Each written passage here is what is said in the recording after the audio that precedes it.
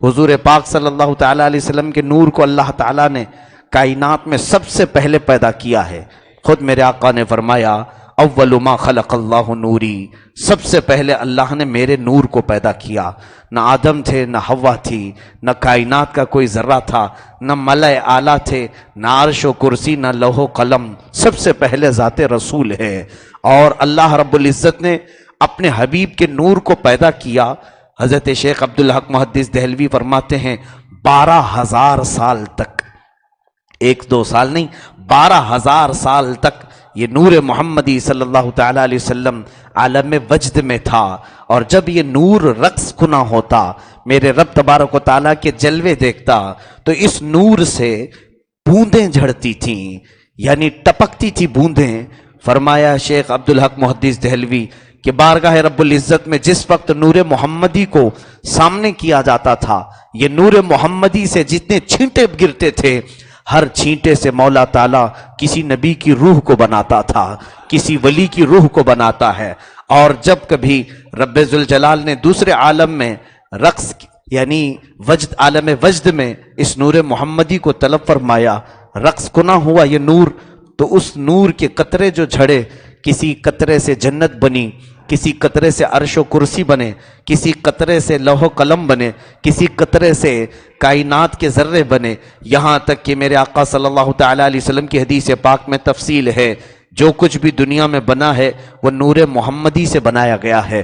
آسمان کو الگ مولا نے بنایا ہے، زمین کو الگ بنایا ہے، اس کے 7 طبقے، اس کے 7 طبقے، یہ نور محمدی سے بنے ہیں۔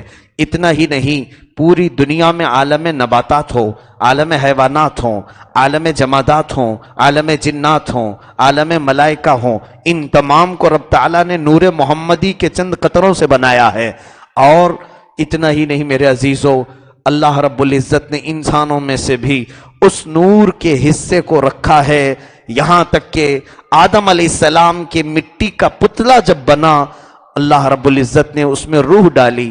روح ایک نور ہے، روح باہر نکل آئی، کہا مجھے گھبراہٹ ہوتی ہے، اندھیرا ہے جسم کے اندر، آدم کے جسم کے اندر اندھیرا ہے، مٹی کا بنا ہے، روح بار بار باہر آتی تھی، تو رب تعالیٰ نے نور محمدی کو آدم کی پیشانی میں رکھا، آدم علیہ السلام کی پیشانی میں رکھا، پھر روح کو ڈالا۔ حدیث پاک میں ملتا ہے کہ روح کو قرار آ گیا، یعنی روح سب سے پہلے انسان میں آئی بھی ہے تو نور محمدی کی برکت سے آئی ہے۔ وہ جو نہ تھے تو کچھ نہ تھا، وہ جو نہ ہو تو کچھ نہ ہو، جان ہے وہ جہان کی، اور جان ہے تو جہان ہے، اور جان ہے تو جہان ہے۔ میرے عزیزو، رسول کریم صلی اللہ تعالیٰ علیہ وسلم کی اس آمد کا انتظار جبرائیل کو بھی ہے، میکائیل کو بھی ہے، اسرائیل کو بھی ہے، اسرافیل کو بھی ہے علیہم الصلاۃ والتسلیم، بلکہ تمام ملائکہ کو ہے، کیونکہ ان تمام فرشتوں نے بھی میرے رب کے نام کے ساتھ اگر کوئی دوسرا نام دیکھا ہے تو محمد عربی صلی اللہ علیہ وسلم کا ہے۔ تمام فرشتوں میں یہ باتیں چلتی رہتی تھیں، آخر وہ ہے کون جس کا نام اللہ نے ساق عرش پر لکھا ہے، جنت کے دروازوں پر اپنے نام کے ساتھ لکھا ہے۔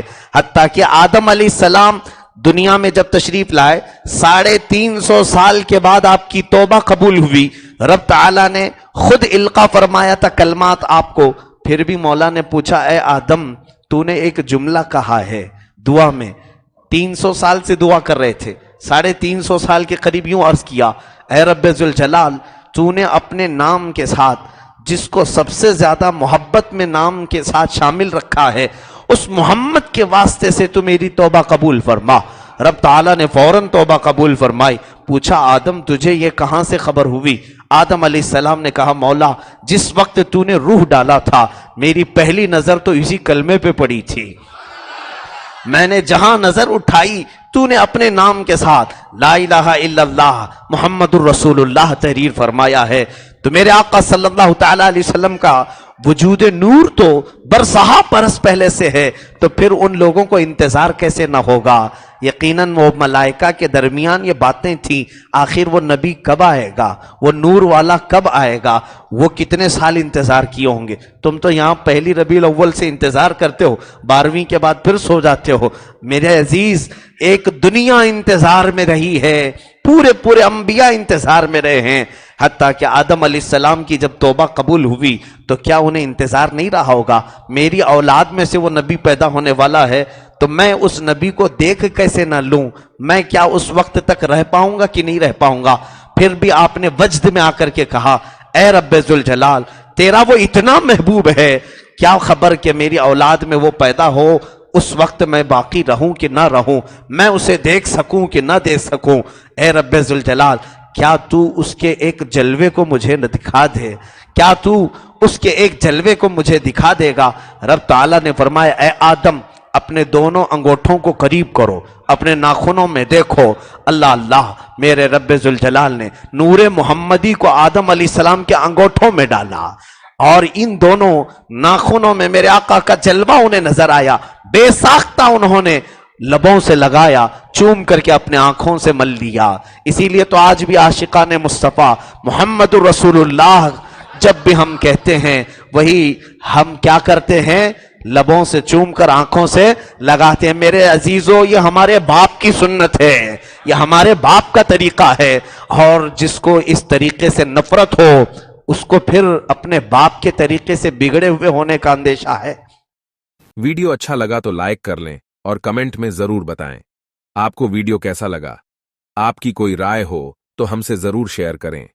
अगर चैनल पर नए हैं तो सब्सक्राइब कर लें। अपना कीमती वक्त देने के लिए शुक्रिया। खुदा हाफिज।